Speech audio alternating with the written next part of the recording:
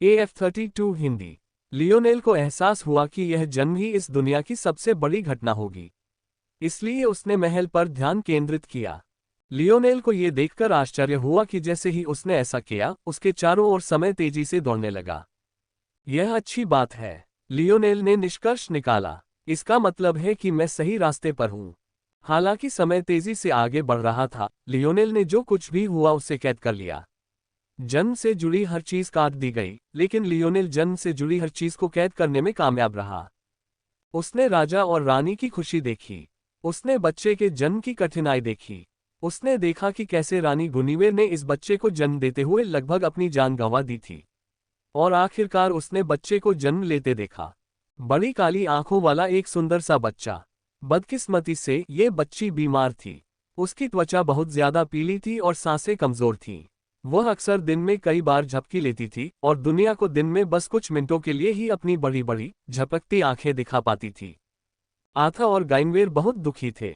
देश के सबसे ताकतवर माता पिता होने के नाते वे अपनी बच्ची के स्वास्थ्य के लिए अपना सब कुछ कैसे न झोंक सकते थे। उस समय अपने सभी विकल्पों को समाप्त करने के बाद उन्होंने अपना ध्यान देश के उभरते धर्म की ओर लगाया, जिसका नेतृत्व एक पोप कर रहा था, जिसके बारे में अफवाह थी कि वह प्रकाश तत्व में राजा आथा से भी अधिक प्रतिभाशाली था। पोप मार्ग्रेव, कृपया अपना सर्वश्रेष्ठ प्रयास करें। रानी गुनिवेर ने उस नन्ही बच्ची को अपनी गोद में लिया हुआ था। अब तक वह बच्ची 2 साल की हो चुकी थी, फिर भी उसका विकास बहुत कम हुआ था।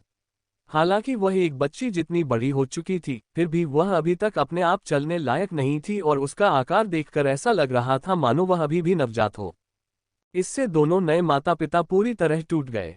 उन्हें समझ नहीं आ रहा था कि उन्होंने क्या गलती की है। जब उनकी नन्ही बच्ची गर्भ में थी, तब भी वे उसकी देखभाल के लिए दूर दूर तक इलाज ढूंढते रहे थे। ग्वाइनवेर को पूरे 9 महीने बेहतरीन टॉनिक और बेहतरीन दवाइयां दी गईं। उन्होंने अपनी बच्ची की देखभाल का एक भी दिन नहीं छोड़ा। फिर भी उनकी नन्ही बच्ची इस तरह पैदा हुई थी। उनका दिल कैसे न टूटता। पोप मार्ग्रेव हमेशा की तरह ही सुंदर दिख रहे थे, लेकिन थोड़ी सी अपरिपक्वता उनकी गरिमा को धूमिल कर रही थी।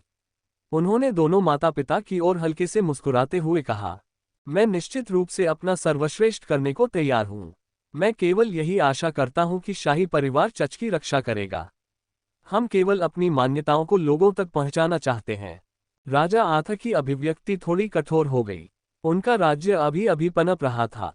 हालांकि धर्म लोगों को स्थिर करने में मदद कर सकता था, लेकिन यह एक प्रतिकूल कारक भी बन सकता था। आम लोगों की आस्था पर विजय पाना बहुत मुश्किल था। अगर इसे हथियार बनाया गया, तो इसके परिणाम कल्पना से परे थे। हालांकि जब आथा ने अपनी पत्नी और अपने कमजोर बच्चे के आंसुओं से भरे चेहरे की ओर देखा, तो उसका दिल दहल गया। तुम्हें इस राजा का वचन मिल गया है, आथा ने दृढ़ता से कहा। पोप मार्ग्रेव ने मुस्कुराकर सिर हिलाया और छोटी बच्ची को अपनी बाहों में ले लिया। लियोनेल ने आगे की घटनाओं को स्तब्ध होकर देखा। आथा और गाइनवेरे को लगा कि उनकी बच्ची का इलाज लाइट एलिमेंटल जादू से हो रहा है, लेकिन ऐसा बिल्कुल नहीं था। जब वे परिवार से दूर चले गए, तो पोप मार्ग्रेव उस छोटी बच्ची को एक शांत कमरे में ले आए। उद्धरण चिन्ह ट्विस्टेड वर्ल्ड। लियोनेल ने देखा कि मार्ग्रेव के चारों ओर अंधेरे की लहर दौड़ गई। वह कमरा जो कभी रोशनी से नहाया हुआ था, अब अंधेरे से घिर गया। लियोनेल थोड़ा घबरा गया, ये सोचकर कि पोप उस छोटी बच्ची को नुकसान पहुंचाने वाले हैं। अनजाने में ही वह उससे जुड़ गया था। वह तो उस छोटी बच्ची को ठीक होते देखना चाहता था। हालांकि अंदर ही अंदर वह जानता था कि यह नामुमकिन है। वह पहले ही भविष्य में जा चुका था। या तो ये बच्ची मर जाएगी या फिर। लियोनेल ने आह भरी। आगे जो हुआ उससे इस बात की पुष्टि हो गई। नींद में सो रही बच्ची को कोई नुकसान पहुंचने के बजाय अचानक वह जीवंत हो उठी। उसके बीमार शरीर में थोड़ी ताकत आ गई और वह एक प्यारी सी खिलखिलाहट भी करने लगी। यह एक ऐसी बचकानी हंसी थी जो सबसे ठंडे इंसान के दिल को भी गर्म कर सकती थी। उसने अपने छोटे छोटे हाथ ऊपर उठाकर पोप मार्ग्रेव के चेहरे को पकड़ लिया। पोप मार्ग्रेव मुस्कुराए और बच्ची को अपनी उंगली से खेलने दिया। उन्हें बच्ची की उत्सुकता से थोड़ी खुशी मिली। लियोनेल को अंततः समझ आ गया। उसने शुरू से अंत तक सब कुछ देखा था। ये सच था कि राजा आथा और रानी गुनिवेरे ने अपनी नन्ही बच्ची के पालन पोषण के लिए हर संभव कोशिश की थी। लेकिन इस दौरान उन्होंने हमेशा प्रकाश तत्व का ही इस्तेमाल किया था। चाहे गुनिवेरे द्वारा पिए गए टॉनिक हो या खाई गई दवाइयां, सभी इसी तत्व की थीं। असल में यह उनकी गलती नहीं थी। उनकी समझ से प्रकाश तत्व ही उपचार में सबसे अच्छा था। उनके संकीर्ण दृष्टिकोण के अनुसार अगर उन्होंने ये सब नहीं किया होता तो उनकी बच्ची और भी जल्दी मर जाती या उसकी हालत और भी बुरी हो जाती। लेकिन सच तो ये था कि उनकी बच्ची स्वस्थ थी। दरअसल उसकी बीमारी में उनकी ही गलती थी। अगर वे इतने लंबे समय से उसे उसके प्रतिकूल तत्वों की दवाइयां न खिला रहे होते तो ये बच्ची बिल्कुल ठीक होती। दरअसल विडंबना यह है कि अगर वे लापरवाह माता पिता होते तो बच्ची की हालत आज से भी बेहतर होती। जब पोप अपनी बच्ची को लेकर बाहर आए और माँ बाप ने देखा कि उनकी बच्ची अब कितनी ज्यादा जिंदादिल हो गई है तो वे खुद को आंसू रोक नहीं पाए। यहाँ तक कि राजा आथा, जो लामोरक की मौत पर भी नहीं रोए थे, उनकी आंखों में भी आंसू आ गए। वे पोप मार्ग्रेव का तहे दिल से शुक्रिया अदा करते हैं और चर्च की तरक्की में अपना सब कुछ झोंक देते हैं। आथा की सारी चिंताएं खिड़की से बाहर फेंक दी गईं। किसे परवाह थी कि वह अपनी ही मांद में एक भेड़िया पाल रहा है। जब तक उसकी बच्ची स्वस्थ थी उसे किसी और चीज की परवाह नहीं थी। कैमलॉट ने अपनी नन्ही राजकुमारी के बड़े होने पर जश्न मनाया। उनकी चिंताएं कि वह कहीं दिखाई नहीं देगी हवा के साथ गायब हो गईं। सब कुछ सही था जब तक कि छोटी राजकुमारी वयस्क नहीं हो गई और उसकी आत्मीयता का परीक्षण नहीं हो गया। दुनिया के खिलाफ खड़े होने का विचार ही बहुत बड़ा और बहादुरी भरा काम लगता था। बस इसके बारे में सोचकर ही खून खौल उठता था। शायद ही कोई और चीज हो जो किसी इंसान में इससे ज्यादा गर्व पैदा कर सके। लेकिन अगर ऐसा काम करने वाली कोई 10 साल की बच्ची हो तो क्या होगा? अगर उस पर राज्य के सभी सबसे ताकतवर पुरुष और महिलाएं चुप्पी साधे हों और सभी अलग अलग भावों से उसे घूर रहे हों तो क्या होगा? सदमा, आशंका, घृणा। छोटी राजकुमारी एक लहराती हुई सफेद पोशाक में खड़ी थी। उसकी मासूमियत अभी भी मुस्कुरा रही थी। उसने अपने नन्हे हाथों को अपने शरीर से 3 गुना बड़े क्रिस्टल पर रखा हुआ था। उसकी बड़ी बड़ी काली आंखें चमक रही थीं जब वह बहती हुई काली रोशनियों को देख रही थी। ये सब उसे बेहद खूबसूरत लग रहा था। ऐसा लग रहा था जैसे उसे अपने आसपास के लोगों की प्रतिक्रिया पर ध्यान ही नहीं था। वह उनसे बिल्कुल अनजान थी। उसका दिमाग अभी भी एक खाली स्लेट था। वह सोच भी कैसे सकती थी कि उसे किसी ऐसी चीज से दूर कर दिया जाएगा जो उसके नियंत्रण से पूरी तरह बाहर है। वाह, बहुत सुंदर! छोटी राजकुमारी खिलखिलाकर हंस पड़ी। ये वही खिलखिलाहट थी जिसने उसके आसपास मौजूद लोगों के दिलों को झकझोर दिया था। यहाँ तक कि उन लोगों के चेहरे पर भी मुस्कान आ गई थी जो उसके छोटे से शरीर को घृणा से देख रहे थे। राजा आथा और रानी गुनिवेर ने अपनी बेटी की ओर आश्चर्य से देखा। वे समझ नहीं पा रहे थे कि वे क्या देख रहे हैं। राजा आथा एक प्रकाश जादूगर थे, एक ऐसी प्रतिभा जो कई शताब्दियों में शायद ही कभी देखी गई हो। रानी गुइनवेर एक जल जादूगर थी। उनमें भी एक दुर्लभ प्रतिभा थी और उनमें एक प्रकार का आकर्षण भी था जो बर्फ की ओर आकर्षित होता था। उनके मिलन से पैदा हुई बेटी कैसे एक डार्क मैगस बन सकती है, यह उन्हें बिल्कुल भी नहीं पता था। क्या इसे ही वे नियति कहते थे? ग्वाइनवेर के नाजुक चेहरे पर आंसू बह निकले जब उसने घुटनों के बल बैठकर अपनी बेटी को गले लगाया, जो अभी भी इस बात से अनजान थी कि उसकी जिंदगी कैसे बदल गई है। जहां तक राजा आथा का सवाल है, उन्हें समझ नहीं आ रहा था कि क्या प्रतिक्रिया दें। उनका पहला भाव अपराधबोध का था। उन्होंने ही अपनी बेटी के विवाह समारोह को एक सार्वजनिक समारोह बनाने पर जोर दिया था। उन्होंने सोचा था कि यह उनके शाही परिवार की प्रतिष्ठा को पुष्ट करने का एक बेहतरीन अवसर होगा। हालांकि उसे अपनी बेटी की रुचि का अंदाजा नहीं था, फिर भी उसे यकीन था कि वह बहुत प्रतिभाशाली है। जब से पोप मार्ग्रेव ने उसका इलाज शुरू किया, उसने अपनी उम्र से कहीं ज्यादा बुद्धिमत्ता और हाजिर-ए-जवाबी दिखाए। आथा के मन में कभी कोई शक नहीं रहा। शायद विडंबना यह है कि वह सही था। प्रकाश के वे प्रभामंडल और क्रिस्टल के चेहरे पर फैली दरारें ये सब साफ जाहिर कर रही थीं। उसकी बेटी न सिर्फ एक चाइल्ड थी, बल्कि चाइल्ड्स के बीच भी एक राक्षस थी। लेकिन इसकी वास्तविकता क्रूर थी। माँ, आप क्यों रो रही हैं? छोटी राजकुमारी पलकें झपकाने लगी। उसे समझ नहीं आ रहा था कि क्या हो रहा है। तभी उसने अपनी नजरें उन खूबसूरत रोशनियों से हटाईं और उन आंखों को देखा जिनसे सब उसे देखते थे। भावनाओं का ऐसा सैलाब देखकर उसका नन्हा दिल कांप उठा। हालांकि वह दुनियादारी से ज्यादातर अनजान थी, फिर भी वह एक समझदार बच्ची थी। माँ, क्या मैंने कुछ गलत किया? ये शब्द सुनकर रानी गुनिवेर का दिल टूट गया। आप सभी बर्खास्त हैं, राजा आथा ने अंततः कहा। उनके चेहरे पर कोई प्रतिक्रिया देने का मौका नहीं था। दरबार के लोग एक के बाद एक चले गए। लियोनेल ने शुरू से आखिर तक ये सब देखते हुए सिर हिलाया। क्या अंधविश्वास ऐसे ही चलता है, यहाँ तक कि अपनी ही बेटी को त्याग देने की हद तक? अगर छोटी राजकुमारी असल में राजकुमारी न होती तो शायद उसे वहीं मार दिया जाता। दुर्भाग्यवश उस छोटी लड़की के लिए चीजें यहीं खत्म नहीं हो रही थीं, बल्कि यह तो बस शुरुआत थी। अल्पविराम। तुमने मुझसे क्या कहा? तुम मेरी बेटी से क्या करवाना चाहते हो? रानी गाइनवेर के शब्द कर्कश चीख के साथ निकले। उन्हें अपने सुने शब्दों पर विश्वास नहीं हो रहा था। नहीं, ऐसा नहीं था कि वह उन पर विश्वास नहीं कर सकती थी, बल्कि ऐसा था कि वह विश्वास नहीं कर पा रही थी कि वे कहां से आ रहे हैं। जिस आदमी से वह प्यार करती थी, वह ऐसे शब्द कैसे कह सकता है? क्या ये वही आदमी था जिसके साथ उसका एक बच्चा था? राजा आर्थर अपनी पत्नी की प्रतिक्रिया सुनकर अचंभित रह गए। क्या उन्होंने जो कहा वह वाकई इतना बुरा था?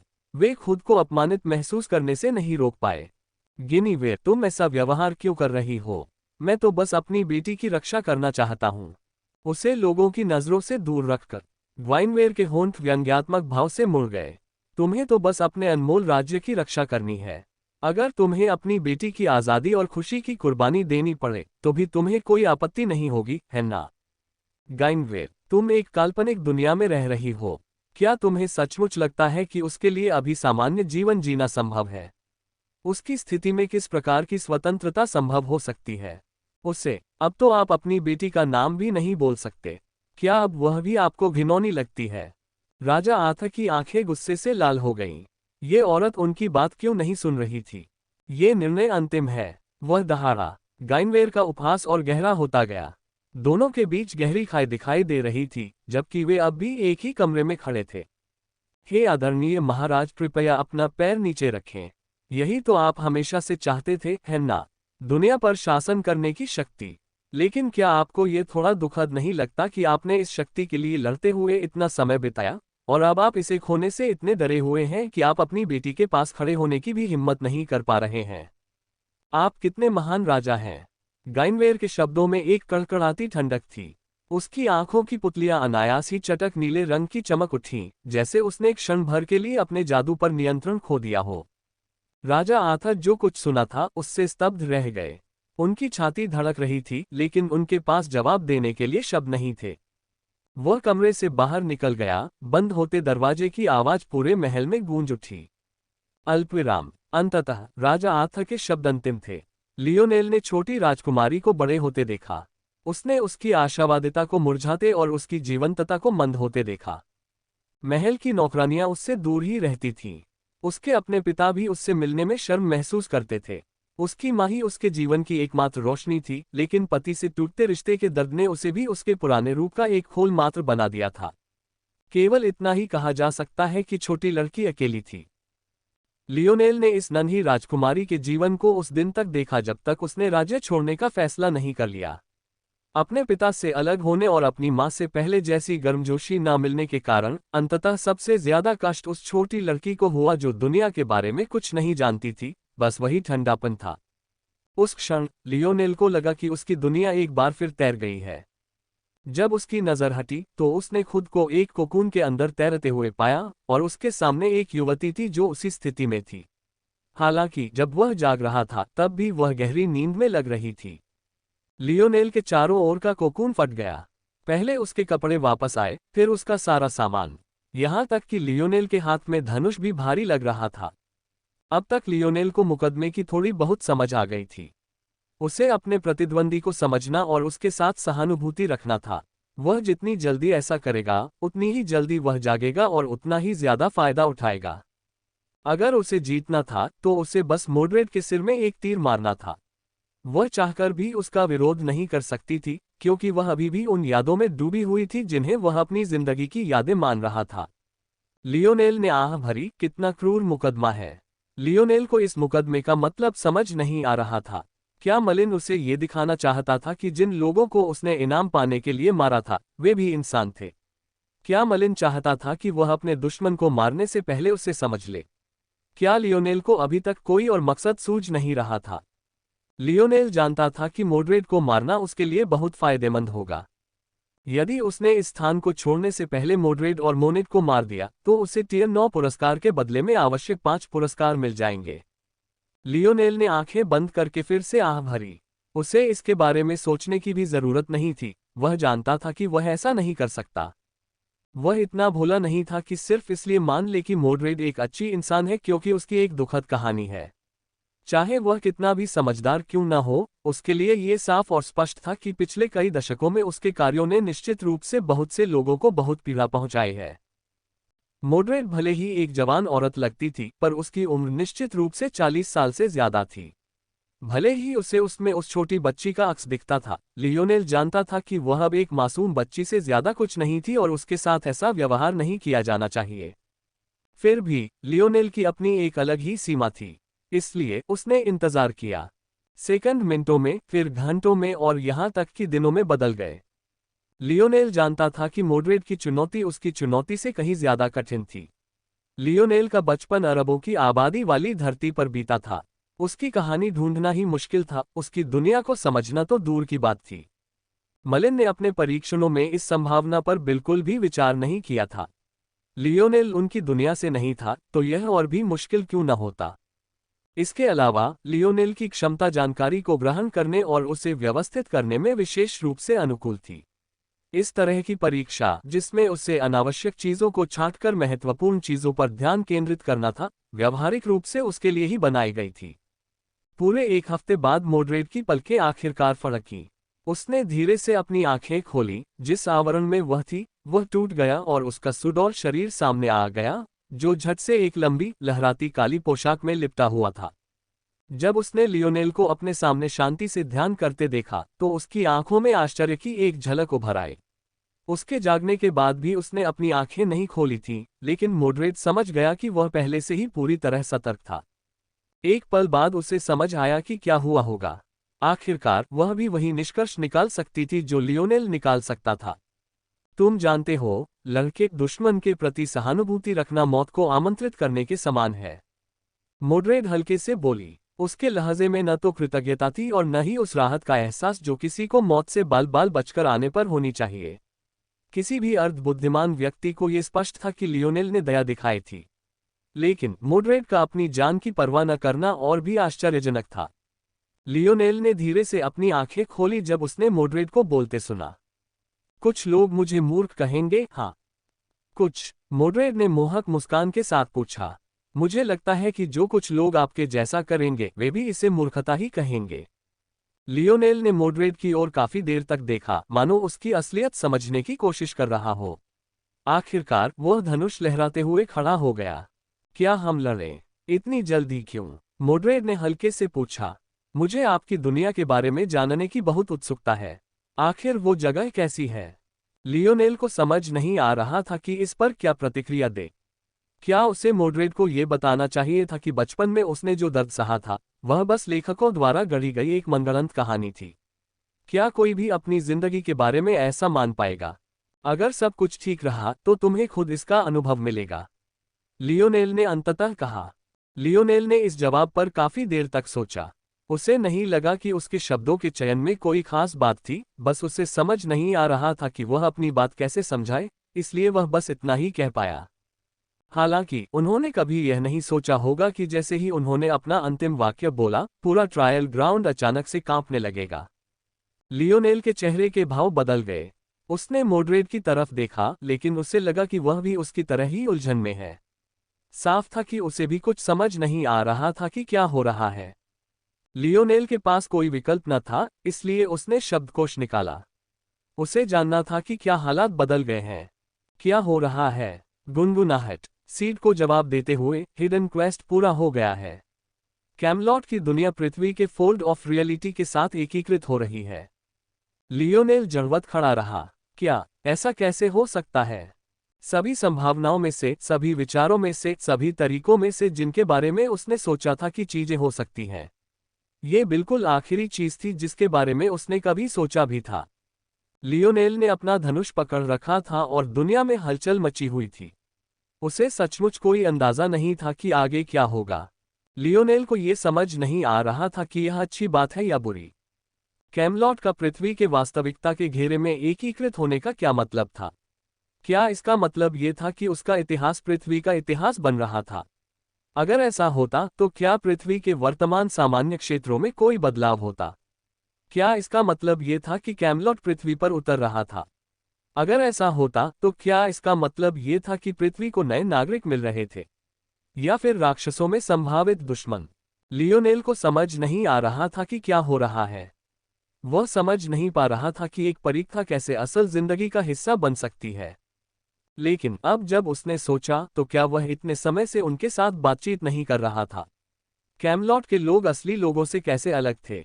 अगर लियोनेल को पृथ्वी के लोगों और उनके बीच अंतर करना होता तो उसके पास ऐसा करने की कोई क्षमता नहीं थी। मानो ये पहले से ही काफी उलझन भरा न हो, लियोनेल को पता ही नहीं था कि उसने छिपे हुए खोज की जरूरतें कैसे पूरी की। उसने उस लक्ष्य की ओर बढ़ने के लिए अब तक कुछ भी नहीं किया था। असल में अगर उसने इसके बारे में सोचा तो वह वाकई बहुत बेवकूफ था कि उसने कम से कम पहले शब्दकोश से इसके बारे में सवाल क्यों नहीं किया। बात बस इतनी थी कि वह इस नई जादू प्रणाली और उसके साथ आए सारे नाटक को सीखने में उलझा हुआ था। लियोनेल ने अपना सिर हिलाया और कुछ समय के लिए मोड्रेड को पूरी तरह से नजरअंदाज कर दिया। ऐसा करने के लिए मैंने कौन सी आवश्यकताएं पूरी की? किसी भी चीज से ज्यादा उसे इस बारे में सबसे ज्यादा उत्सुकता थी। दरअसल हो सकता है कि वह इन जरूरतों को पूरा ही न करता हो। आखिरकार यहाँ अभी भी मोनेट, वायलेट रेन और लिटिल नाना थी। हालांकि लिटिल नाना को ट्रायल से बाहर कर दिया गया था, फिर भी वह जोन प्रतिभागियों में से एक थी और लियोनेल ने उन्हें काफी देर से अकेला छोड़ दिया था। गुनगुनाहट। सीड को उत्तर देते हुए, दो आवश्यकताएं हैं जिन्हें पूरा किया जाना आवश्यक है, जागरूकता और स्वीकृति। लियोनेल को ऐसा महसूस हुआ जैसे उस पर बिजली गिर गई हो। ये दोनों आवश्यकताएं काफी सरल लगती थीं, लेकिन जितना अधिक वह इसके बारे में सोचता उतना ही उन्हें पूरा करना असंभव प्रतीत होता। Smiling face, casual date is just a click away. सिर्फ जागरूकता ही काफी आसान लग रही थी। मॉडरेट को सिर्फ ये बताना कि उसकी जैसी दुनिया भी मौजूद है, इस पहली शर्त को पूरा करने के लिए काफी हो सकता है। लेकिन स्वीकृति का क्या? कैमलॉट में जन्मे और पले बड़े किसी व्यक्ति को आप कैसे यह एहसास दिला सकते हैं कि दूसरी दुनियाएं भी हैं और वह उनके अस्तित्व को स्वीकार भी कर सकता है? सच तो यह है कि अगर कोई इसे स्वीकार करना भी चाहे तो भी यह जरूरी नहीं कि संभव हो। इस दुनिया में एकमात्र व्यक्ति जिसे मूर्ख नहीं बनाया जा सकता वह स्वयं था। स्वयं को वह सोचने पर मजबूर करना संभव नहीं था जो आप नहीं सोचना चाहते थे, या वह महसूस करना जो आप नहीं करना चाहते थे। मान लीजिए लियोनेल को बताया गया था कि मेटामॉर्फोसिस आने वाला है उसके उतरने से पहले। मान लीजिए उसे ये भी बताया गया था कि उसे और बाकी सभी लोगों को जो बच गए कल्पना से परे अद्भुत शक्तियां प्राप्त होंगी। और मान लीजिए उसके पिता ने ही उसे ये सारी बातें बताईं और उसे तैयार रहने की चेतावनी दी, वरना उसकी जान जा सकती है। लियोनेल शायद इन शब्दों पर यकीन करना चाहेगा। आखिरकार ये उसके पिता की ही बातें थीं। अगर वह उस आदमी पर भरोसा नहीं कर सकता जिस पर उसे इस पूरी दुनिया में सबसे ज्यादा भरोसा था, तो फिर वह किस पर भरोसा करेगा? लेकिन अगर वह विश्वास करना भी चाहे तो क्या वह कर सकता है? उस समय लियोनेल को दुनिया के बारे में सिर्फ वही पता होता जो उसके सामने था। और उसकी परवरिश ऐसे माहौल में हुई होगी जहां विज्ञान और शोध को सबसे ज्यादा महत्व दिया जाता था। वह इन सब बातों को इतनी आसानी से कैसे अपने दिमाग से निकाल सकता था और किसी पागल की बकवास को कैसे स्वीकार कर सकता था? स्वीकृति पाने का यही मतलब था। मॉडरेट को न सिर्फ इस बात का एहसास होना जरूरी था कि एक और दुनिया भी मौजूद हो सकती है, बल्कि उसे अपनी आत्मा से ये भी स्वीकार करना था कि ऐसी दुनिया है। इस बात को समझकर लियोनेल अपनी हंसी रोक नहीं पाया। ये चौथा मुकदमा भले ही बेहद क्रूर रहा हो, लेकिन इसने उस पर बहुत बड़ा उपकार किया। अगर वह शुरू से अंत तक लियोनेल की जिंदगी न जीता होता तो मॉडरेट इतनी आसानी से सच्चाई कैसे स्वीकार कर लेता? लियोनेल ने गहरी सांस ली और खुद को शांत किया तथा मॉडरेट की चंचल निगाहों को देखने के लिए ऊपर देखा। मुकदमे की गड़गड़ाहट जारी रही और हर गुजरते पल के साथ और भी तेज होती जा रही थी। इससे लियोनेल को थोड़ा चक्कर आने लगा और वह भ्रमित सा महसूस करने लगा। इससे उसे लगा जैसे उसे एहसास हो रहा था कि और भी बहुत कुछ है जिसके बारे में उसे कुछ पता ही नहीं है। एकीकरण कैसे हो रहा है? गुनगुनाहट। कैमलॉट अपना स्वयं का उपग्रह बनाएगा और पृथ्वी के वास्तविकता के केंद्र के चारों ओर परिक्रमा करेगा। लियोनेल ने अपनी भौहें चढ़ाईं। वह जानता था कि उपग्रह एक तकनीकी शब्द है जिसका इस्तेमाल खगोलविद करते हैं। ये किसी ग्रह की परिक्रमा करने वाले कृत्रिम और खगोलीय पिंडों दोनों को दर्शाता है। क्या इसका मतलब ये था कि पृथ्वी को एक और चांद मिल रहा था? पृथ्वी के लिए इसका क्या मतलब था? पहले से ही अस्थिर राजनीतिक माहौल पर इसका क्या असर होगा? साम्राज्य की क्या प्रतिक्रिया होगी? उन छिपे हुए परिवारों का क्या होगा? स्लेयर लीजन का क्या? लियोनेल को बहुत तेज सिरदर्द होने लगा, लेकिन इस लगातार गड़गड़ाहट में कुछ गड़बड़ लग रही थी।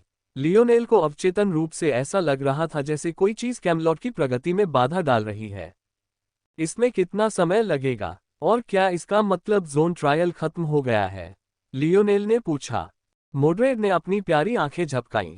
जोन ट्रायल, वह इसके बारे में बहुत उत्सुक लग रही थी। इसका असल में क्या मतलब था? ये छोटा सा खिलौना भी काफी दिलचस्प लग रहा था। गुनगुनाहट, ओपनिंग स्क्वायर ब्रैकेट अल्पविराम क्लोजिंग स्क्वायर ब्रैकेट। लियोनेल दंग रह गया। शब्दकोश जवाब नहीं दे रहा था। ऐसा पहली बार हुआ था। इसका क्या मतलब था? जब लियोनेल ने दोबारा पूछना चाहा तो शोरगुल चरम पर पहुंच गया। लियोनेल की दृष्टि धुंधली हो गई और वह तैर गया। उसे लगा जैसे उसका पूरा शरीर जबरदस्ती बाहर निकाला जा रहा हो। ऐसा लगा जैसे उसका शरीर किसी ब्लैक होल में खींच गया हो, एक पतली रेखा में खींच गया हो जो उसकी वर्तमान वास्तविकता से बाहर खींच ली गई हो।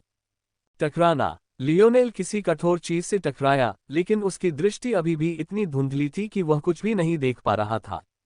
हालांकि जब उनकी दृष्टि साफ हुई तो उन्होंने जो देखा उसे देखकर वे दंग रह गए। लियोनेल एक धूसर फटी हुई जमीन पर गिर पड़ा था। आसपास कहीं कोई वनस्पति नहीं दिख रही थी, सिवाय कुछ छिटपुट खरपतवारों के जो मानो स्याही से काले रंग से रंगे हुए थे। ये स्थान वास्तव में कैमलॉट और दानव साम्राज्य के बीच की निर्जन भूमि थी। लियोनेल की पहली प्रतिक्रिया जैसी उम्मीद थी वैसी ही थी। वह क्रोधित कैसे न होता?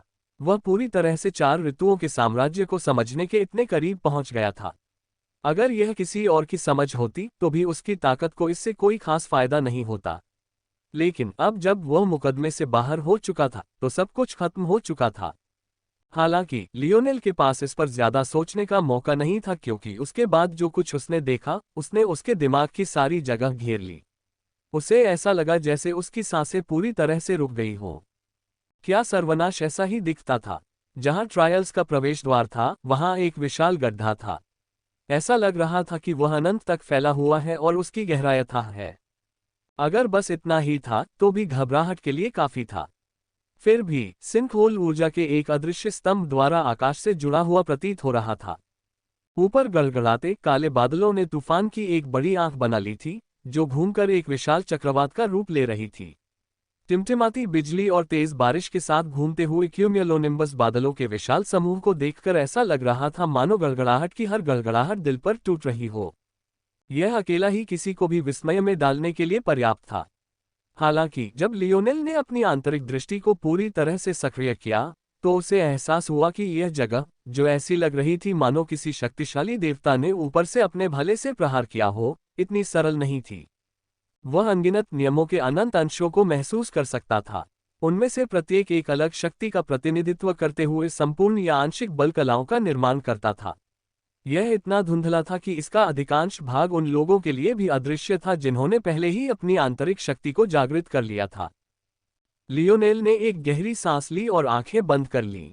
जब वे फिर से खुली तो एक भव्य पक्षी की धुंधली छवि उसके कंधे पर मंडराती हुई दिखाई दी। नहीं, ये कहना कम सटीक होगा कि वह एक पक्षी था, बल्कि एक पक्षी की नजर थी। 2 जोड़ी ज्ञान से भरी आंखें लियोनेल के ऊपर लटकी हुई थीं, जबकि उसके पक्षी जैसे शरीर की धुंधली रूपरेखा मुश्किल से दिखाई दे रही थी। जैसे ही लियोनेल ने अपनी बुद्धि शाखा वंश तत्व को पूरी ताकत से सक्रिय किया, उसके सामने की दुनिया मानो तारों और चमकती रोशनियों से भर गई। बल कलाओं की वे धुंधली रूपरेखाएं उसके मन में एक सुंदर रहस्य से झिलमिलाती हुई प्रतिबिंबित हो रही थीं। लियोनेल ने अपने स्ट्रोई स्टार आउल वंश तत्व की बुद्धि शाखा का इस तरह इस्तेमाल कभी नहीं किया था। इसकी जरूरत ही नहीं पड़ी, इसे निष्क्रिय रूप से इस्तेमाल करना ही काफी था। लेकिन उसने कभी सोचा भी नहीं था कि एक दिन ऐसा आएगा जब उसे इसकी जरूरत पड़ेगी। या यूं कहें कि उसने सोचा भी नहीं था कि वह दिन इतनी जल्दी आ जाएगा। एक मौका है। लियोनेल को यकीन था कि ये नियम ही मलिन के परीक्षण स्थल का प्रतिनिधित्व करते थे। ये दोनों मिलकर ही उस क्षेत्र का निर्माण करते थे जिसने उन्हें इतने लंबे समय तक फंसाए रखा था। अगर उसे अपनी जरूरत की कलाएं मिल जाती तो शायद पौराणिक कौशलों को उलट पुलट कर पाना संभव हो पाता। लियोनेल जब उत्साहित था तभी अचानक एक जबरदस्त खतरा उसकी गर्दन पर आ धमका। अपनी इस हालत में उसकी चेतना अविश्वसनीय रूप से तेज थी। उसे एक पल में ही पता चल गया कि उसे निशाना बनाया जा रहा है, इससे पहले कि वार जानलेवा हो। लियोनेल ऊपर की ओर उछला और एक ओर लुढ़क गया, जिससे उसके और सिंखोल के बीच की दूरी बढ़ गई। जहां वह बैठा था वहां प्रकाश की एक तीव्र चमक गिरी, जो कई मीटर तक जमीन को चीरती हुई रुक गई। लियोनेल अपने पैरों पर लुढ़क गया और उस दिशा की ओर मुंह करके खड़ा हो गया जहां से उसे जादू का उतार चढ़ाव महसूस हो रहा था। ऐसा करते हुए उसने अपनी पीठ पर तैरती आंखों को धीरे धीरे ओझल होने दिया। वह पहले भी अपनी सहनशक्ति को खत्म होने देने की गलती कर चुका था। अब ये बात उसके दिमाग में सबसे आगे थी। हालांकि अपनी बुद्धि शाखा को सक्रिय करना उतना मुश्किल नहीं था, फिर भी उसने सावधानी बरतने का फैसला किया। दूर राजा आथा अपनी तलवार थामे हुए थे, उनकी आभा दमक रही थी। हालांकि वे अपनी व्याकुलता को केवल छिपा ही पा रहे थे। उन आंखों के धुंधले होने से पहले उन्हें ऐसा लगा जैसे उनके आर पार कोई छुरा घूंप दिया गया हो। ये बिल्कुल वैसा ही था जैसे कोई तलवार उनके सीने में घुस गई हो। आखिर यह कैसी क्षमता थी? जब लियोनेल अपनी दुनिया से बाहर आया तो उसे एहसास हुआ कि वह अकेला नहीं था जिसे मुकदमे से जबरदस्ती बाहर निकाला गया था।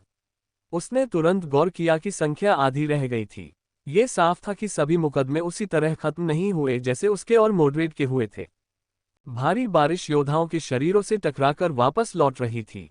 राजा आथा के इस कदम के बाद किसी और ने कुछ नहीं किया, मानो वे सभी जानते थे कि यह तूफान से पहले की शांति थी।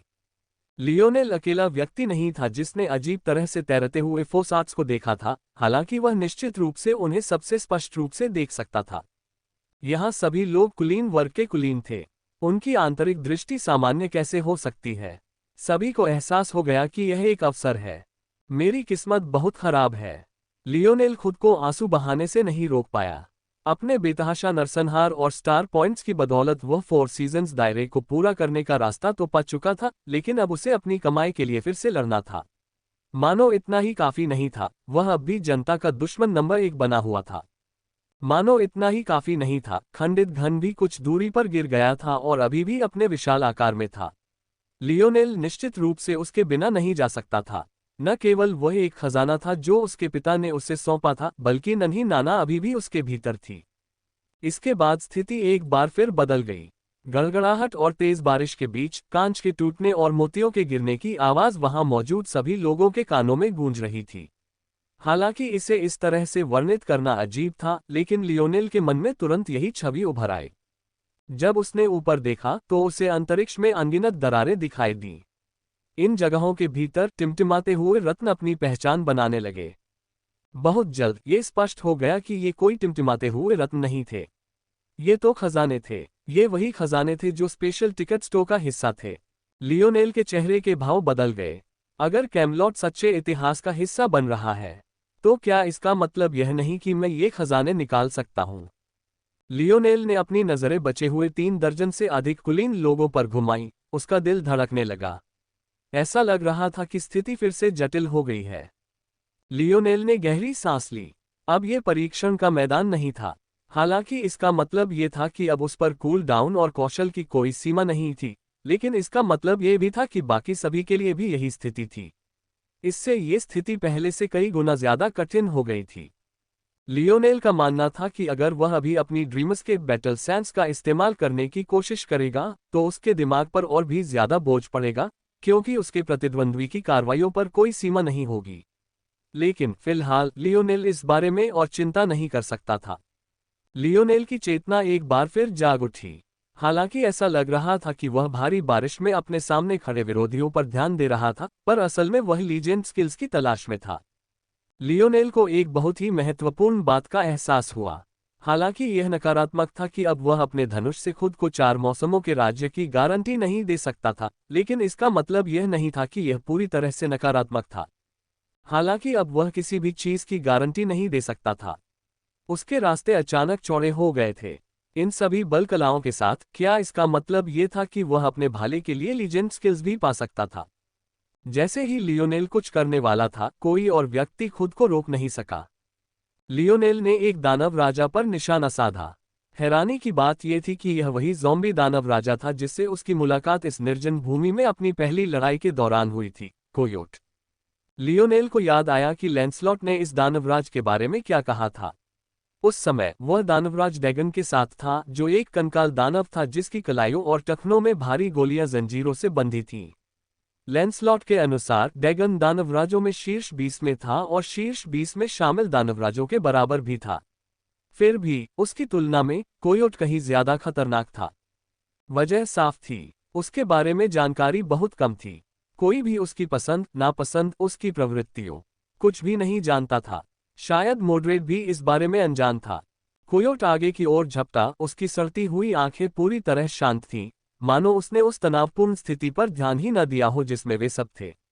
उसके शरीर से एक दुर्गंध फैल गई और अम्लीय वर्षा की भारी बूंदें उसकी मृत त्वचा से टकराकर वापस लौट आईं। एक भाला। मधुमेह हमेशा के लिए खत्म हो जाएगा।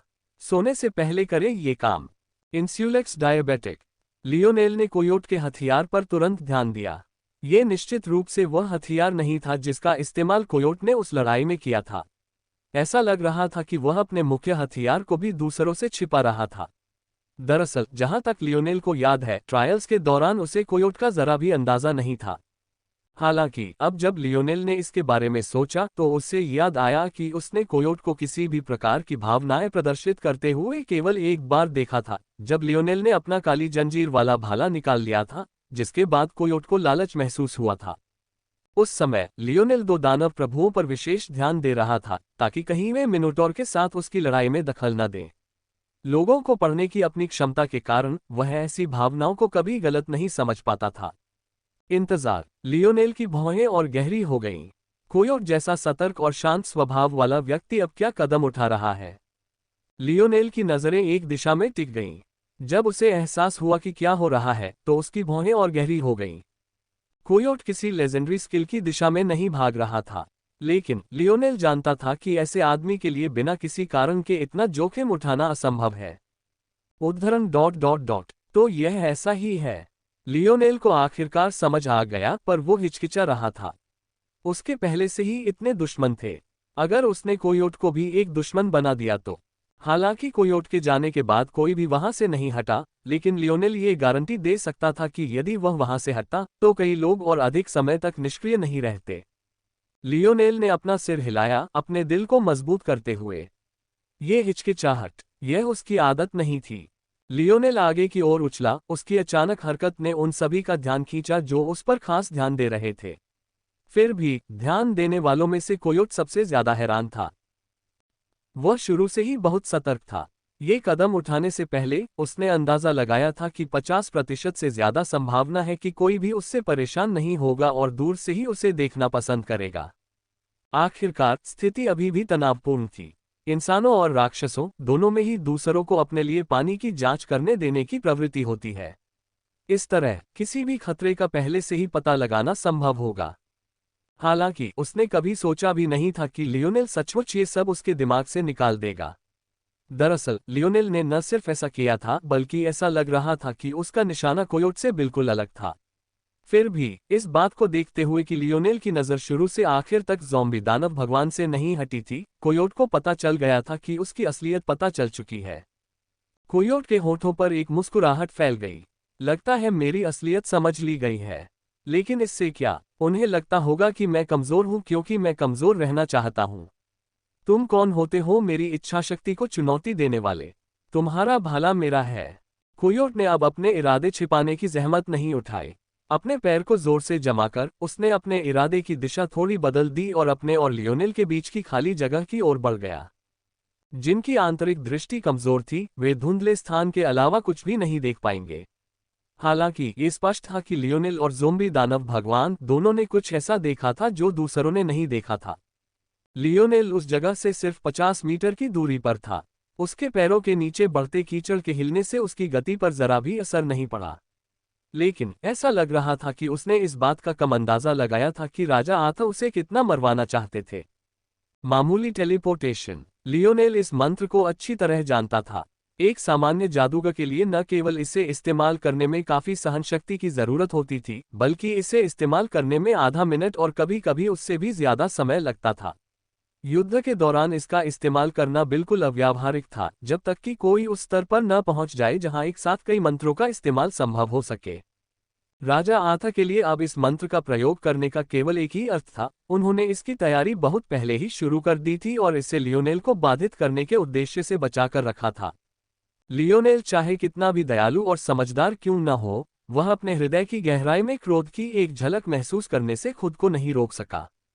शुरू से आखिर तक ये तथाकथित राजा आथा ही था जो हर तरह से और हर तरह से उसके रास्ते में रोड़ा अटकाता रहा। क्या ये राजा सचमुच सोचता था कि वह आसानी से हार मानने वाला है? क्या वह ऐसा आदमी दिखता था जिसे बिना किसी नतीजे के बार बार मौत के घाट उतारा जा सकता था? लियोनेल की आभा फैल गई, उसका धनुष गायब हो गया और उसके स्थान पर एक भारी भाला आ गया। क्लैंग क्लैंग क्लैंग, काले भाले की जंजीरों की आवाज ऊपर आसमान में गड़गड़ाहट को भी दबा गई। लियोनेल को लग रहा था कि उसका भाला कब से छूटने का इंतजार कर रहा था। उसने उसे बहुत देर तक दबाए रखा था, अब उसे छोड़ने का समय आ गया था। लियोनेल की निगाहें मानो राजा और खुद के बीच की दूरी को चीरती हुई निकल रही थी। भले ही वह इस कमीने को मार न सके, लियोनेल उसे ऐसा कठोर सबक सिखाने से नहीं हिचकिचाएगा जिसे वह कभी न भूलेगा। बिना हाथ के वह इतनी शान से तलवार कैसे चला सकता था? पियर्स कीचड़ से सने मैदान से खड़ा हुआ और अपनी दो लंबी तलवारें लहराते हुए एक कदम आगे बढ़ा। नीचे रहो। ग्वेन ने लाल आंखों से पियर्स की ओर देखा। उन्होंने अभी अभी राउंड टेबल के 3 शूरवीरों को खोया था। अब स्थिति ये थी कि केवल ग्वेन और एक्टर ही बचे थे। ये कहा जा सकता है कि कैमलॉट को अपनी स्थापना के बाद से ये सबसे बड़ा झटका था। ग्वेन की पहली प्राथमिकता बचे हुए लोगों की जान बचाना था। वह एक पल के भी गुस्से या लालच को कैमलॉट की नींव को बर्बाद करने की इजाजत नहीं दे सकते थे। पियर्स की ओर उसकी नज़र पागलपन से बस एक कदम दूर लग रही थी। उसके मन में कई परस्पर विरोधी भावनाएं थीं। एक ओर वह आथा के काम करने के तरीके से सहमत नहीं था, लेकिन दूसरी ओर वह अपने राजा को इस तरह हारते हुए नहीं देखना चाहता था और न ही वह चाहता था कि उसके साथी भाई एक एक करके अपनी जान दे दें। अपनी भावनाओं के चरम पर ग्वेन को लगा कि पियर्स आथा के सम्मान की रक्षा के लिए आगे आ रहा है। अब तक पियर्स के बारे में वह जो कुछ भी जानता था, उससे पता चलता था कि वह एक सम्माननीय और कुलीन व्यक्ति था। इस समय आथा का बचाव करना ठीक वैसा ही था जैसा किसी पुराने व्यक्ति ने किया होता। हालांकि ग्वेन ने कभी यह उम्मीद नहीं की होगी कि उसके एक साधारण आदेश से पियर्स की तलवार उसकी गर्दन तक पहुंच जाएगी। ग्वेन भले ही भावुक अवस्था में था, लेकिन वह अभी भी राजा आथा के अधीन 12 सबसे शक्तिशाली शूरवीरों में से एक था। उसने अमानवीय तेजी से प्रतिक्रिया व्यक्त की, अपनी पीठ जमीन की ओर झुकाए और बमुश्किल लंबी, थोड़ी घुमावदार तलवार से बच पाया। फिर भी उसे अपने गले में ठंडी हवा का एहसास हुआ। जब उसने अपनी उंगलियां ऊपर उठाईं, तो पाया कि उसके एडम्स एप्पल पर खून की एक पतली सी लकीर खींच चुकी थी। मौत बस इतनी ही करीब थी। जब ग्वेन को सदमा लगा तो उसने तुरंत क्रोध का अनुभव किया। पियर्स, तुम्हारा इससे क्या मतलब है? ऐसा लग रहा था कि ग्वेन की दहाड़ ऊपर गड़गड़ाते बादलों से मुकाबला करने की कोशिश कर रही थी, लेकिन शायद ये पूरी तरह से दब गई। पीपी सिचू। इससे पहले कि पियर्स को जवाब देने का मौका मिलता, ग्वेन को अचानक अपनी पीठ में तेज दर्द महसूस हुआ। वह कांपता हुआ नीचे देखने लगा। उसका शरीर कांप रहा था, उसके होठों से खून बह रहा था जैसे ही उसने बोलने की कोशिश की, लेकिन उसकी छाती में घुसा भाला उसे ऐसा करने की इजाजत नहीं दे रहा था। ग्वेन ने अपना सिर पीछे मोड़ने का प्रयास किया, लेकिन अपने भाई सर एक्टर को सामने पाकर वह चौंक गया। सदमा, अनिच्छा, आक्रोश, ये सब उन आखिरी पलों में ग्वेन की आंखों में कौंध गया। लेकिन एक्टर की आंखों में उसने बस एक नीरसता देखी, मानो उसे अपने इतने सालों के दोस्त की जान लेने की कोई परवाह ही न हो। ग्वेन का शरीर निस्तेज और बेजान हो गया। गीली जमीन पर उसके शरीर के गिरने की आवाज उसकी अंतिम दहाड़ से कहीं अधिक गूंज रही थी। उस भयानक आवाज ने मानो एक्टर को उसकी स्तब्धता से जगा दिया। उसने पलकें झपकाईं, उसकी आंखें भ्रम में सिकुड़ गईं। उसने अपने खून से सने भाले से जमीन पर पड़े शरीर की ओर देखा। जब उसने एक निश्चित संभावना के बारे में सोचा तो उसका दिल कांप उठा।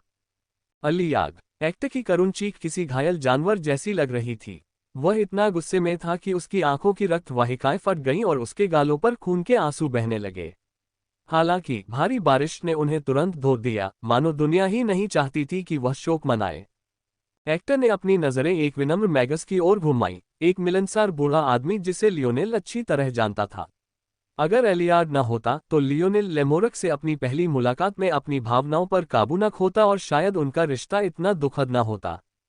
PCHU एक्टर की गर्दन से खून की एक धार बह निकली, उसका सिर पीछे की ओर झटका, क्योंकि बचे हुए मांस के छोटे टुकड़े उसे उसके कंधों से चिपकाए रखने की कोशिश कर रहे थे।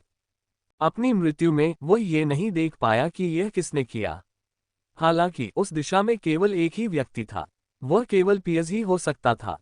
एक्टर को कभी विश्वास नहीं हुआ होगा कि उसे कैमलॉट के एक नहीं बल्कि 2 लोगों द्वारा धोखा दिया जाएगा। इस पूरे घटनाक्रम को लियोनेल और राजा आर्थर दोनों ने देखा। राजा आर्थर इतने गुस्से में थे कि उनके चेहरे पर एक अजीब सी शांति छा गई थी। यह एक ऐसी शांति थी जिसने लियोनेल के दिल को भी दहला दिया था। अपने 6 भाइयों को एक के बाद एक मरते हुए देखना कैसा लगा। सिर्फ मारे ही नहीं गए, बल्कि उन 2 भाइयों से भी धोखा खा गए जिन पर आपने कभी अपनी जान की बाजी लगा रखी थी। कई बार आर्थर ने सोचा था कि पीएस को जोड़ने के लिए राउंड टेबल के शूरवीरों की संख्या बढ़ाकर 13 कर दी जाए। मैगस एलियाड कैमलॉट का एक स्तंभ था जो उनके राज्य के 7 सबसे शक्तिशाली जादूगरों में से एक था। फिर भी दोनों ने उसे इस तरह से तुच्छ समझा था। इस समय उन दोनों के प्रति उसका क्रोध लियोनेल के प्रति उसके क्रोध से कई गुना अधिक था। लियोनेल सावधानी से उठा, उसकी आंखें सिकुड़ गईं जब उसने एलियाड की ओर देखा। तो चीजें ऐसी ही हैं। हो सकता है कि लामोरक भी अनजाने में प्रभावित हो रहा हो। लियोनेल को लगा कि कई लोग गद्दार हो सकते हैं। वह जानता था कि किसी पौराणिक क्षेत्र के अनोखे क्षेत्र में बदल जाने की बहुत संभावना है, इसलिए वह हमेशा ध्यान रखता था। उसने अवचेतन रूप से लैमोरक पर ध्यान केंद्रित किया क्योंकि उसने न केवल उसे अपमानित किया था, बल्कि हमेशा बिना किसी कारण के अत्यधिक विरोधी भी प्रतीत होता था। फिर जब उसने मोड्रेड की पिछली कहानी देखी तो उसे एहसास हुआ कि पोप भी इसमें शामिल हो सकता है। लेकिन वह एक बात भूल गया था, उस दिन एलियाड भी वहां था, और वह एक जादूगर था जो मानसिक हमलों में माहिर था। क्या होगा यदि शुरू से अंत तक ये सब एलियाड द्वारा ही संचालित किया गया हो? लियोनेल की नज़र उस मिलनसार विद्वान व्यक्ति पर पड़ी। उसका आभामंडल राजा आर्थर जितना विशाल नहीं था, फिर भी हवा और बारिश उसके चारों ओर ऐसे झुकी हुई थी मानो उसे परेशान नहीं करना चाहती हो। तुम बहुत जिज्ञासु हो, एलियाड बोला। तेज हवाओं, तेज बारिश और गड़गड़ाते बादलों के बावजूद और उनके बीच सैकड़ों मीटर की दूरी के बावजूद लियोनेल को ऐसा लग रहा था जैसे वह सीधे उसके कान में बोल रहा हो। तुम्हें बिशप ने दाग दिया है, तुम उनके आदेशों का ठीक से पालन क्यों नहीं कर रहे हो? लियोनेल की पुतलियां सिकुड़ गईं। लियोनेल को इस व्यक्ति का जिक्र सुने हुए बहुत समय हो गया था। जोन जोन में ये सत्ता जोन और उसके आसपास के लोगों के जीवन पर राज करती हुई प्रतीत होती थी। पहले तो लियोनेल ने सोचा था कि बिशप सुरंगों में मौजूद निकोलस नाम का आदमी है। लियोनेल को आज भी निकोलस की नज़रों में वो कट्टरता याद है जब उसने उससे पूछा था कि क्या भविष्य में वो मशहूर हो जाएगा। हालांकि वो आदमी उसका दुश्मन था, फिर भी लियोनेल उस समय उसके लिए बुरा महसूस करने से खुद को नहीं रोक पाया। इन लोगों को शायद बड़ी बड़ी खुशियां देने का वादा किया गया था, लेकिन उनमें से कितनों को वाकई ये इनाम मिले? निकोलस को लगा कि भविष्य में वह कोई मशहूर हस्ती बन जाएगा, लेकिन लियोनेल ने उसके बारे में कभी सुना ही नहीं था। क्या यह मजाक से ज्यादा घिनौना नहीं था?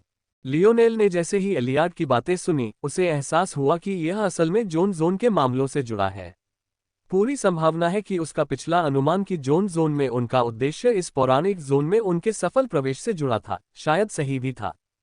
लेकिन लियोनेल को और भी ज्यादा चिंता इस बात से हुई कि एलियाड ने कहा कि उसे दाग लगा है। क्या वह अपने बाएं हाथ के पीछे बने फोर्स 8 की बात कर रहा था? लेकिन क्या उसने उसे हटाया नहीं था? एलियाड को अब भी कैसे लगा कि उसे दाग लगा है? जैसे ही लियोनेल पृथ्वी के छद्म चौथे आयाम में लौटा, कला के प्रभाव बिखर गए।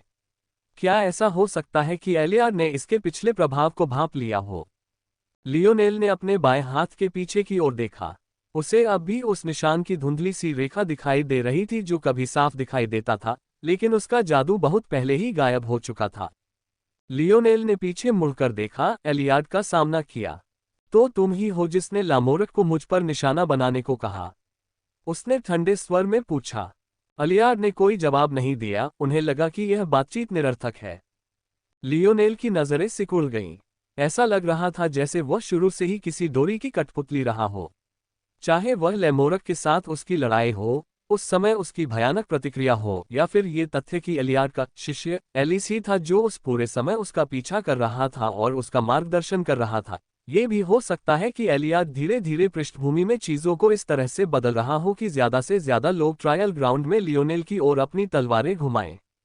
लियोनेल जितना अधिक इसके बारे में सोचता उतना ही अधिक उसका दिल ठंडा पड़ता।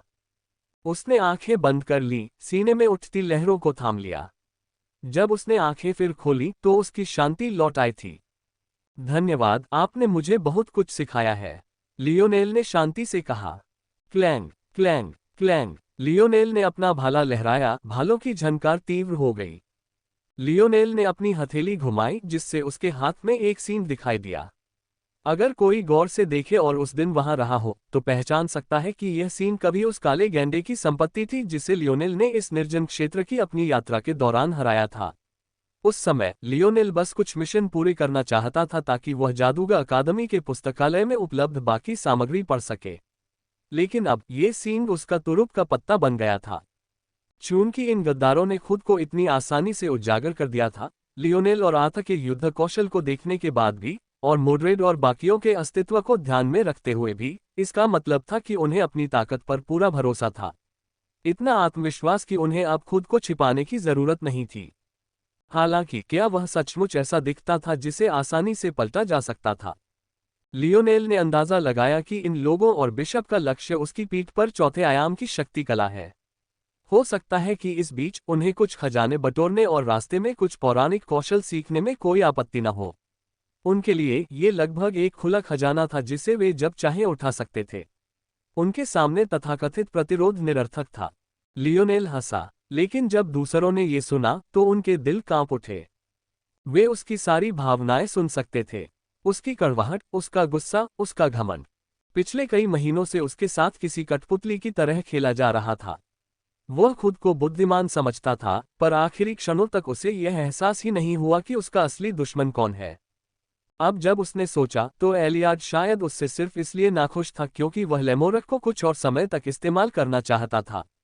एलियाड के अंदाजे से अगर लियोनेल ने लेमोरक को न मारा होता और बिशप की मर्जी के खिलाफ न गया होता तो एलियाड की पोल कभी खुलती ही नहीं।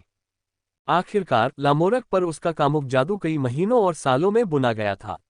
एक्टर की तुलना में ये बहुत ही सूक्ष्म था, जिस पर उसने कुछ पलों के लिए ही जल्दबाजी में कब्जा कर लिया था। हालांकि अब उसे अपनी पोल खुलने से कोई ऐतराज नहीं था, पर उसे लग रहा था कि यह जरूरी नहीं है और हालात उसे मजबूर कर रहे थे।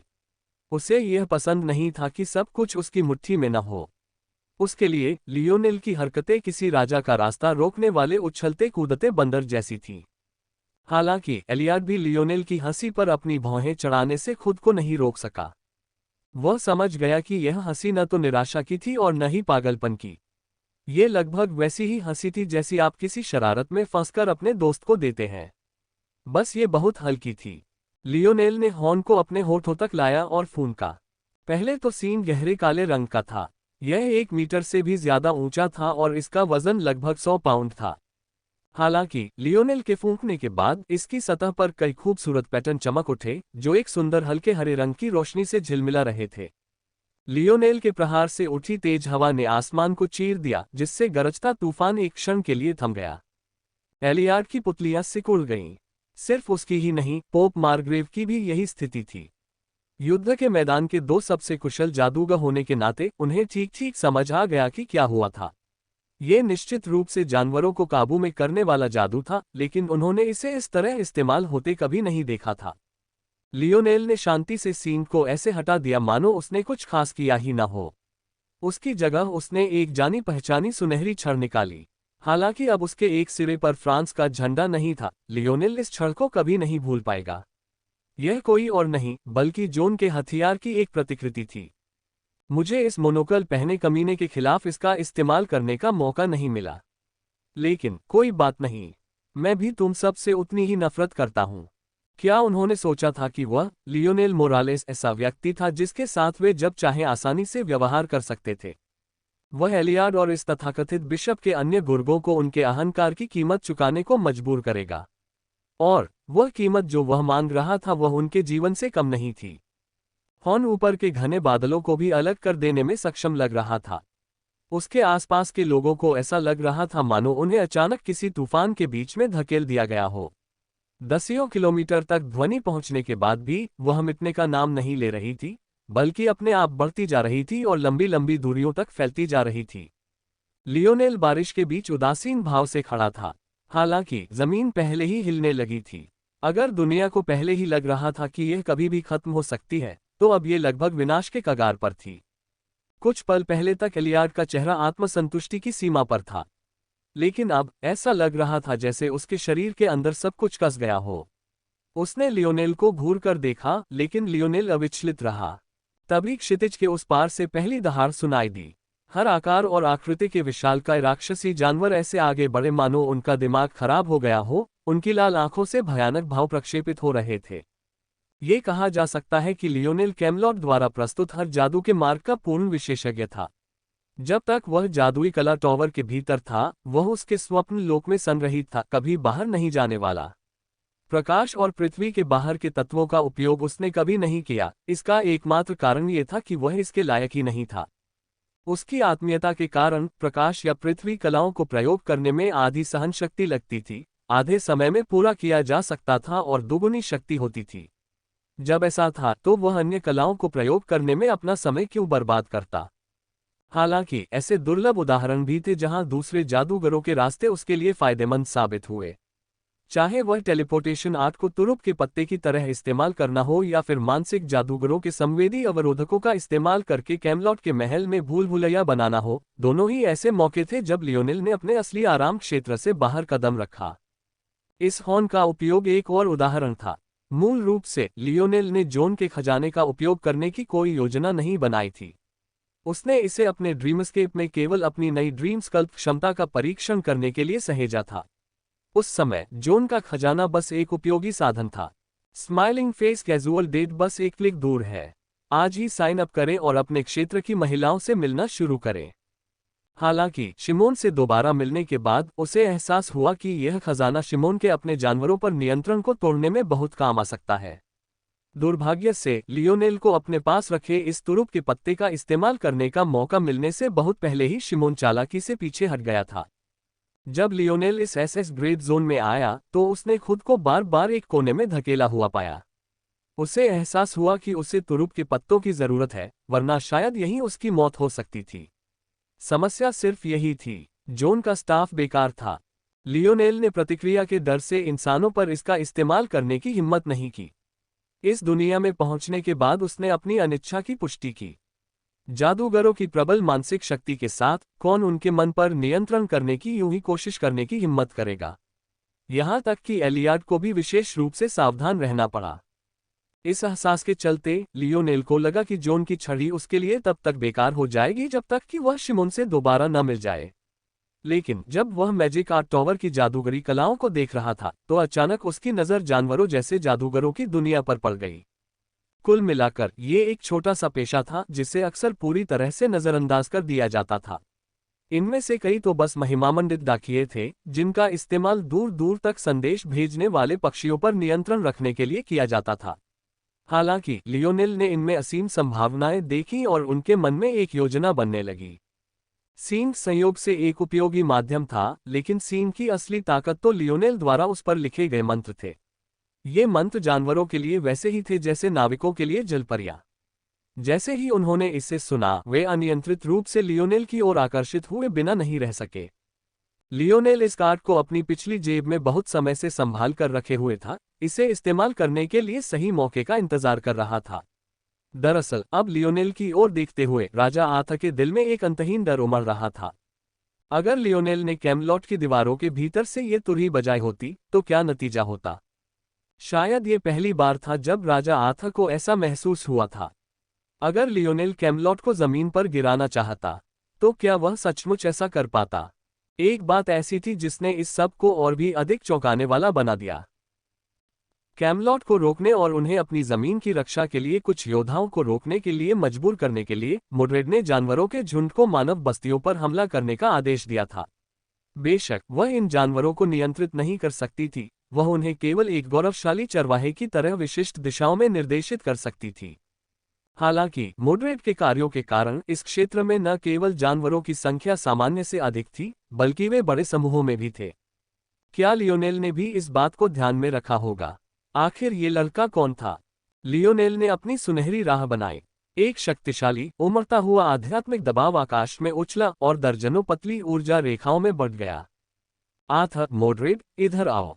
आथ ने भौहें चढ़ाईं। उसका पहला मन तो लियोनेल की बातों को अनसुना करने का था, लेकिन लियोनेल ने जो कहा उससे उसका खून जम गया। यहाँ आओ, वरना मैं सबसे पहले तुम्हें कुचल दूंगा। लियोनेल की आवाज पूरी तरह से ठंडी हो गई, जिसमें एक राजसीपन था जो सीधे उसके सिर के ऊपर बने प्रभामंडल से प्रक्षेपित होता प्रतीत हो रहा था। अगर बात उसकी अपनी जान की न होती तो वह आथ को कुचलकर मार डालता। जहां तक मोड्रेड को बचाने की बात थी तो उसके दो कारण थे।